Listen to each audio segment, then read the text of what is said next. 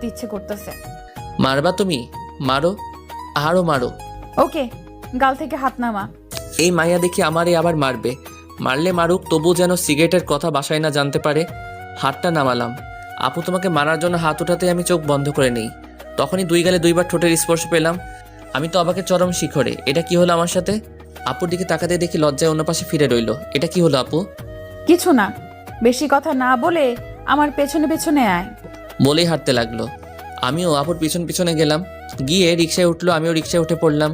রিকশায় উঠে আপু আমার দিকে শুধু আর চোখে তাকিয়েছে, কিন্তু সরাসরি তাকায়নি লজ্জায়। আর আমিও কিছু বলতেই পারছি না। যাই হোক, রিকশা এসে শপিং মলের সামনে থামলো। আপু নেমে ভাড়া দিল।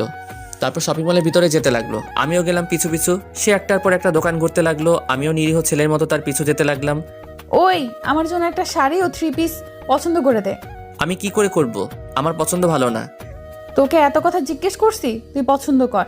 তাকিয়ে দেখি একটা আকাশি রঙের শাড়ি আছে, যেটাতে আপুকে খুব মানাবে। ওই আকাশি রঙের শাড়িটা দাও। ওইটা পরলে তোমার উপর সবাই ক্রাশ খাবে। যার খাওয়ার সেই খায় নাই, আর অন্য একজন নিয়ে আছে ও। আচ্ছা, ওই শাড়িটা প্যাক করুন। আপু, আমি 3 পিস পছন্দ করতে পারবো না, তবে ওই কালো রঙের ওইটা নিতে পারবো। ওকে, ওটাও প্যাক করুন। আপু, তোমাদের পছন্দ মতো কিছু তো দিলা না। এটা তোর বউয়ের জন্য কিনেছি, তোর পছন্দ হলে তার পছন্দ হবেই। আমার আবার বউ আসলো কোথা থেকে? তা পরে বুঝবি, এখন চুপ থাক। ওকে। তারপর আপু ওইগুলো নিয়ে আমার হাত দিয়ে একটা ঘড়ির দোকানে ঢুকলো। আপু একটা ব্ল্যাক মোবাইল ওয়াচ এনে আমার হাতে পরিয়ে দিল। আপু আমাকে ঘড়ি পরিয়ে দিল কেন? এটা তোকে তোর আপু না, তোর বউ গিফট করেছে। এই মেয়ের মাথায় তার ছিল নাকি? কি আবল তাবল কথা বলছে। আপু, কি বলছো তুমি? আমার বউকে গিফট করলো? কি বলছো এই ঘড়ি? আর একটা প্রশ্ন করলে তোর সিগারেট খাওয়ার কথা বাসায় বলে দেব। না না আপু, আমি আর কিছু বলবো না। আচ্ছা চল, কোনো রেস্টুরেন্টে যাই, কিছু খেয়ে নেই।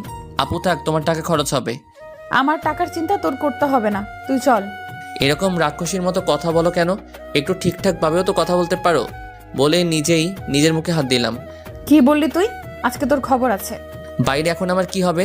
তুই শুধু আজকে বাসায় চল, তারপর তোকে দেখবো। আমি তো ভয় শেষ।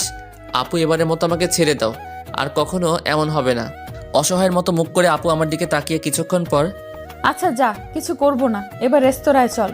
যাক বাবা, বাঁচলাম। আচ্ছা চলো। তারপর আমরা রেস্তোরাঁয় গিয়ে খাওয়া দাওয়া করে বাসায় গেলাম। পরের দিন আমরা ট্যুরে গেলাম। আপুর খুব মন খারাপ ছিল।